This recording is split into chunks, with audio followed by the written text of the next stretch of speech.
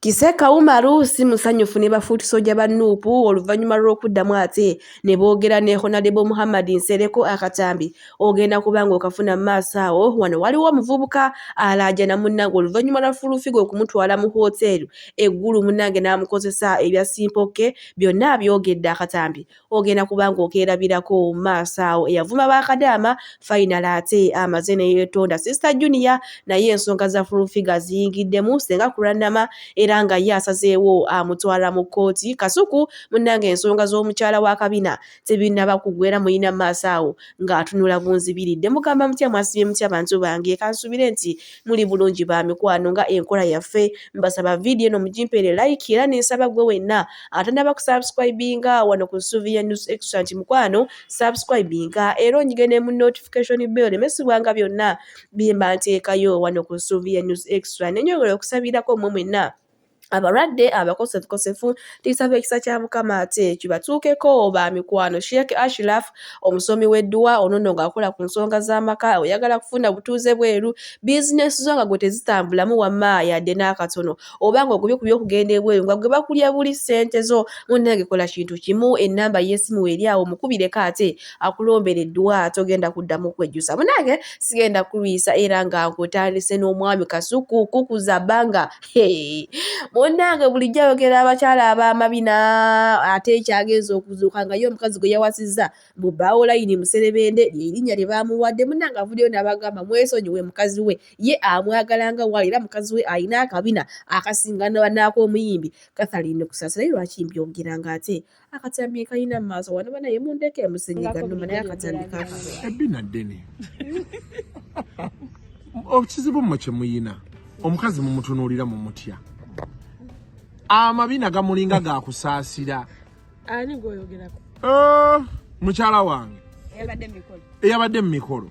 mwe mumutunuulira mu mutya agamabina tewagalabye mulabika okubanga either bayita atya bino editing photoshop oba AI we wali obuzibu ako we yaddaku abo babadde batambuza ate ka video nkalaba kali kamu ke katambula oli yazze n'ateekako AI n'amuggyako akabina sanko mabina mangi nga ga mukyalo oyo mayitirivu nkubuulira mazima amabina agatalabwangako mu ggwanga lino naye of course people have screens muyina endali simanyi kye mulabye naye bagamba nti kati bw'otuuka ewaka ssebo ofukamira mukazi akufukamize olugezigezi oluleka ku geeti ngani gwe bafukamiza namukasaza onnesani muntunuulira mu ntya kiki oba ate kati yali yatandise ebyo ebibuuzi mulina kye mwagala njogere naye sijja kyo tukyali ku nsonga za Kasuku bulijjo bukyatemako bannoomugambo ne maama nga naye bamuli bubi nga bamuli bukiika Kasuku washogamwe omukazi wa Kabina naye munnange ye abagambye avuddeyo n'agamba nti abakutte mukyala we ebifaananyi babadde tebamwagaliza naye mbu ye kyamanyi mukazi we ayina akabina naye ekyoyina kyekigenda n'ekyo kasa kibanga kikuwa emirembe ate okusinga wonna atwala owa Kabina ng'agenda kukubira mu nnyumba munnange ono mwana muwala Feyi azze ng'avuma baakadaama tebategeera tebakola biki naye bakadama bamugambye naffe ogenda mu nsi z'obuwalabu tekwali kweyagalira wabula twasalawo tugende tukolere future yaffe kw'otadde n'abaana baffe betuzaala munnange ye teyabiwuliza azzeewo n'abavuma luutu ey'okubiri ate kati abavumye bubi nnyo takumye okunatwaliramu ne babooda mbw ababooda muli basiru nnyo balakala ofi ku bakadaama nze mmaze oggwala ababooda bakoze ki kubanga entegeera ababooda be bakwana bakadaama kati kankubuulire ate kati ababoda si bonna mulimu n'ababoda abagendayo nga bategeera kamba yawuleko bababoda naye ate kati bakadaama kiri nkisazaamu nti abamu mwenna kuba vidiyo boda ze mukola za kisiru omwana we akulaba otya ng'oli ku vidiyo olifuuyira muntu obwongo bwammwe buli below sea level omanyi gundi ennyanja weebeera kati obwongo bwammwe we buli wansi no ate by the way but so towankubidde nga tuzinziza kwetunda mbadde ntuuka kikadama nekinkolera live ate kati ebyokwetonda nembivaamu ye kati mbadde ngenda kwetonda nga nnakoze eki nakoze ekizo nzo omusiru ate kati kankubuulire omusiru takumaliranga obudde nze bwemba ndi musiru nze Zubeda bwonchaza ku chano yo ngolaba ndi musiru toddangamu okunchaza ku chano yo bwoba olaba ndi musiru era kachaza no batoga ebintu bya health era ne kuona twalina omulamwa nogenda mpaka nyine nogenda examples nayo interview gye nakola najikolerako na just example y'abakadama kuba nalaba nga ebakola tebirimu magezi ngo abaana bo bwala bwe kyakyakwetera okwogera ekintu ekyo because abantu njagala otunnyonnyole kiki ekyakwetera okugamba nti bakadama tebategeera byonna bye bakola topic yali egamba nti abakyala batuyita ku dates ne tuyoola mikwano gyaffe netugitwalirako example y'abakadama kubanga gye nalaba eri closest gye nsobola okugerezaako omuwala ategeera okitegeera ekintu ekyo naye ate kati byonna byendaba bakadama bayiza nyina mikwano gyange bakadama okitegeera nyina ne close families bange nga baali bakozeeko ku bwakadama ono omwana muwala Feeyi kyonna bakadama kye baamukola kintu kikulu nnyo oba muganda we yagendako mu nsi z'obuwalabu n'amusaba ssente n'amumba ng'alina ekizibu oba kiki ekimuwalanya bakadama omuwala n'omukazi agenda okukolerera abaana be agenda okukolerera famire alekawo famire ye n'agenda n'apambana mu nsi gy'atamanyi nga gogaba ngu tategeera simanyi bw'ayagala abasajja ba booda ze bulijjo mba nemanyi nti abasajja ba booda bategeera naye mu munange nabo tebategeera kubanga baagala bakadama naye nga otulize ndi ku sayidi y'abakadama sibavaako kubanga abo bakyala baziira nnyo kale munange fulufiga akatambi ke yakola ng'avuma famire y'omukulembeze y'eggwanga oluvannyuma lwa Salim Saleh okuvayo n'agamba nti tagenda kuddamu kuwa bayimbi ssente nti abo bonna bonna abagala ssente bagende wa edikezo munange Senga kulandamya ensonga zino aziyingiddemu wadde fulufiga mpaddeyo wiiki emu yokka okulaba gavumenti kyekola omukyalo ono bwe batalina ngenda mu kibubakolera ngenda mukwata mubateera eruzira yebakeyo nja kutunda n'empale ey'omunda nja kutunda n'akateteyi k'omwana wange omuwere naye ngenda mukuba eruzira yesaawa Senga kulanama bwatyo munange ate ye amaze okukakasa agamba nti singa munange poliisi ya Uganda tebeerako kyekola ku mukyalo ono Jennifer Fulufiga Nakanguubi oluvannyuma lw'okuvaayo n'ayisaamu famire y'omukulembeze y'eggwanga amaaso n'abavuma ebintu ebinene nnyo ze sisobola sigenda byogerako munange naye nga yabavumye ebinene nnyo ebiwanvu kati ye agamba singa tebamusiba bagenda ye agenda mwekwatira kibiri ekyakututovuma ejjenosale nakyo tetunnakitegeera ne kuvuma anyhow fusobola okutuvuma tetukuyinaako buzibu kuba tumanyi nti otegeera bw'oyosa ku Mande bw'otegeera olwokubiri oyosa olwokusatu bw'otegeera olwokuna oyosa twakimanyiira naye va ku genosale nentegeerayo tugitegeera otegeera bw'oyosa naye omuntu oba amata oyina magezi gewoleka at least wewole ku magezi ewa neiba mutufu wamane oba toyina magezi osobola ogewola nogaba nesina magezi naye kangewole ku luno bwatyo munange ate Sister Junior abuuza ddala kiki Fulufiga ekyamutunziza mu kamera n'atandika n'avuma General Salim Saleh kale munange tubadde tuyawo ye mwana mulenzi gw'olaba jobless billionaire munnaye ku ssente z'eggulu Fulufiga yamugamba nze obbawa ssente ate gwe ngenda kukuwa akasingako jangu tusule ffenna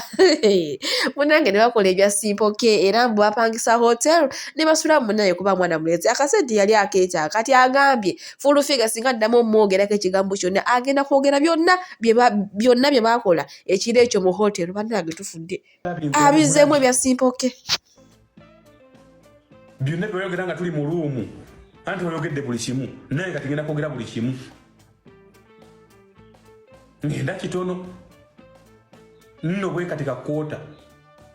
notuka n'okunkyayo abantu bwe twasanga eggulu ne bagamba oyo omuvuka yasuze ne Fulufiga atayogera kyoyo ye bbaawe ebitali bituufu ere omuvuka wakino ekibiina bakira kwaba kibaita nogo bakibaita simanyanga tawu gwa tawu Bannakatemba ngenda kitono muwala nze tomanyiira tomanyi sikumanyi buli mwasigale mu layini nakuwanize group WhatsApp group nega full figure bwe bugera ku macha n'olutandika okuga ebisiro ku soroti tebigenda kuggwa nabigambidde mu WhatsApp group ebyo nze nawe twe blockinga WhatsApp group nagambye full figure yogera by'ekisiru byo neesonyiwa era bweda nindo yogera ku linnya lyange nkumanyi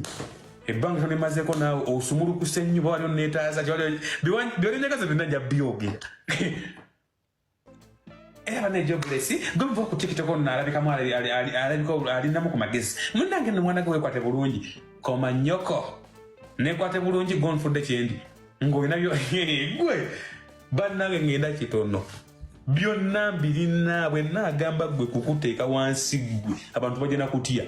bajja gamba kati ndaba bulabi nze zijuganga olunaku lwetwayomba nga twakava eggulu nagamba full figure tiktok ekomeko WhatsApp ekomeko WhatsApp twevumire eno Sente z'eggulu z'omunnange abaana ba TikTok n'abalala munnange abayimbi era nga kwotwalire n'omukyala Jennifer Furufiga Nakangubizo zaabizadde dda munnange Jennifer Furufiga nalabika ayagala nnyo obuvubuka obutoototo kubanga munnange awo omwana mulenzi Jobless Billionaire agaye munnange yamukaka era baasuula bonna mu woteeri ebyama bigenda kuvayo ate mpola musaaga kale munnange tubaye tuli awo jokena bagambye olunaku lwaleero gulabitse omutujju afulumiza oluyimba lwe oluyitibwa Omuniyo bannange simanyi nakumanya kumpe mwana muwala yoyo ndowooza munnange Omuniyo we nno mu ntandikwa lulinga ng'olukwata Katonda mu ntandikwa yaalwo naye ate bama gye bisembera bannange abaana baffe bawummudde gulabite oluyimba n'oluyimba kisikuwa libadde olutanga abaana basoma naye kati ate abaana b'ennaku zo nabo maama olemwa munnange olunaku lwaleero ebadde press conference ya Spice Dana jjukira ayinayo concert 10 years of Spice Dana mu mwezi gwa January ennaku z'omwezi nga 6 munnange ayatudde ekyama wakati we ne Pastor Bugembe munnange bano abantu beerimu ekyama ky'omukwano mu husband n'omuwife bannange ebintu abyogedde ate namala n'abyewakana naye nga ffe tubaye twamaze dda okukitegeera ekiri wakati waabwe bano abantu ababiri lwaki mbyogera ng'ate akatambi kalina mu maaso bonna bwe mwerabireko ne nga munnange abayimbi bazze bayitirivu nnyo omubalirwe Namakula Pastor Bugembe Babitusi n'abalala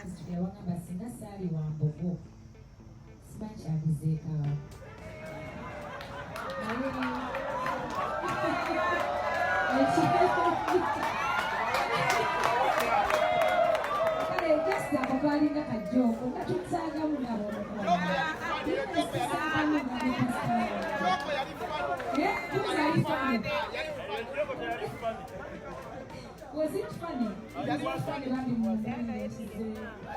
anyway, that's how much we are with Pastor. Pastor is not just a pastor, he's a friend to everyone. You understand? He's for everyone. So Pastor, we were able to analyze, we were able to about you and I, but I'm so grateful for everything. bw'atyo munnange ate Spice Dana wayabizza ekyama wakati we ate ne Pastor Bugembe bumama singa bali wala singa n'abaana bazaala dda kumbe bujje Pastor Bugembe amugamba wasadde so kumba alina waali akeeyo ebbali bannange munansonyiwa nze njogerako bwogezi nsinziira ku Spice Dana kyayogedde naye ng'ono omusajja wa Katonda bannange ebintu tabikola oyo mugole wa Yesu kale munnange butoyongerayo ono eri pazo era nga naye abadde waawo ku Serena Hotel ku press conference ate eya Spice Dana ono ye munnange agambye bwe ekisooka wa lugambo era ate era n'ekyala tasobola kwerabira muntu yali amukoze bulungi oba amukoze obubi nti era buli eri yenna amukozeko obulungi atwala akadde ke n'agenda n'amusiima bannaye akasenyiga kantwala naye tulina okukola ate ebitwala mu maaso zokulaba eripazo tusobole okweyongerayo ate n'agaleero badukwana ndi wa lugambo omuntu akoze obubi sisirika n'omuntu akoledde ekirungi nkola ki ate ndi musajja mukulu sikyamala nasituka okitegedera mukwaya ekintu ekyo kubuulya endongo gye tulimu abantu feeke mwereere naye bw'osituka n'ojja n'ondaba omanyawo byaki bya ddala. Kaakati abantu bayinza okubuuza nti naye gundi oyo omutembeeto omwogerera ebirungi yakolera ki? Nti naye gundi oyo wamukyawa yakola ki? Yakola ki?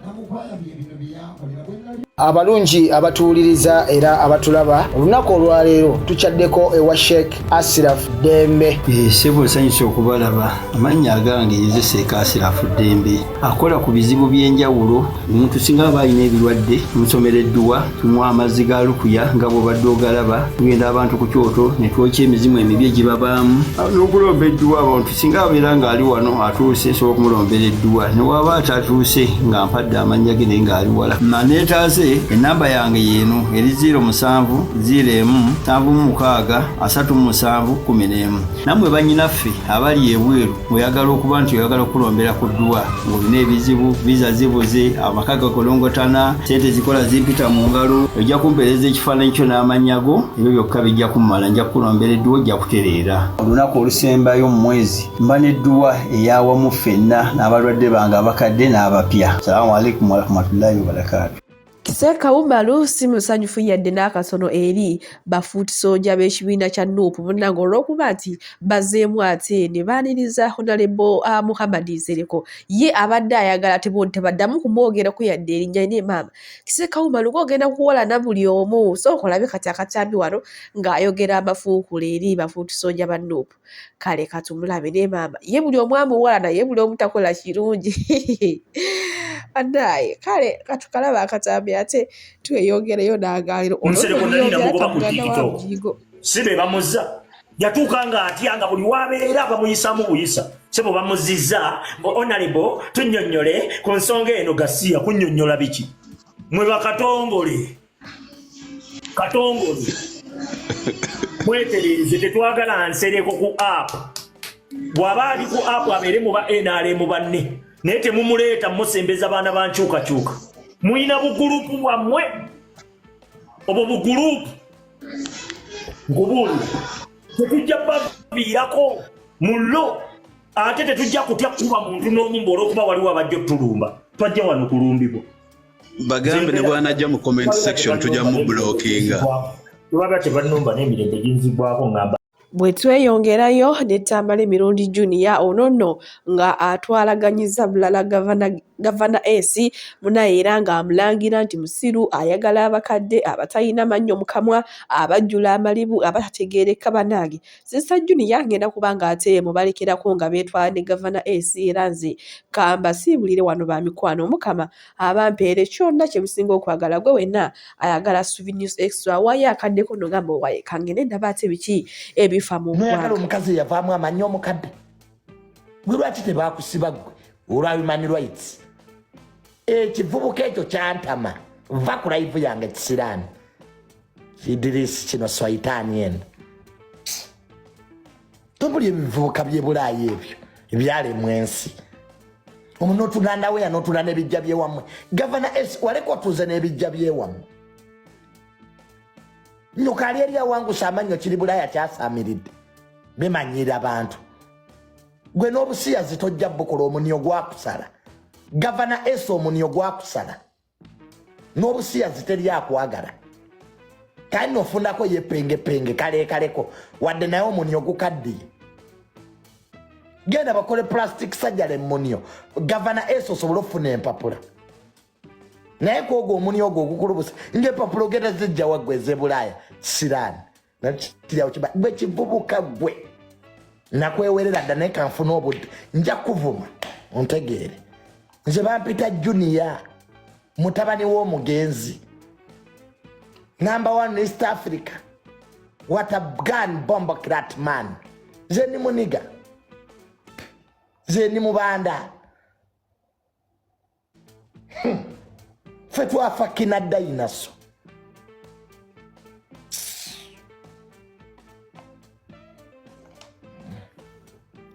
Ekivuka ekyo kyantama kyessa buli wamu kyakagenda ebulaaya tekinnawezaayo na myezi kyekimanyi situiti ki Gavana S. Kati nkirabyeko kuno kyasaamirira gwe wanzigulako olutalo muvubuka gwe naye nali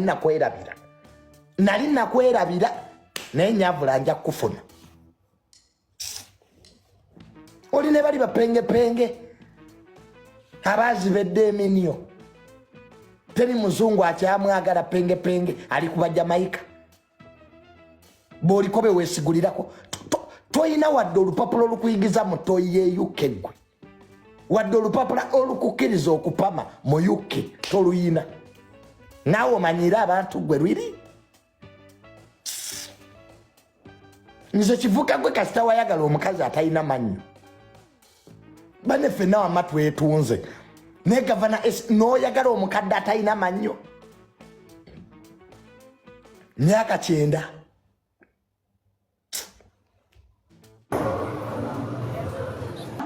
nze musawo Namaganda Sylvia era nga ndi musawo omutendeke ate era nga nkola n'ekitongole kibayita Bright Future Superior Unique Manufacturers ebirungi kikola eddagala erya habo nga lirya 100% natural. Alina osteoporosis, alina rheumatoid arthritis, alina ebirwadde by'omutawaana bya joints, omugongo, afunye accident, bannange byose byenjawulo. Kaddio kitegeeza omutima,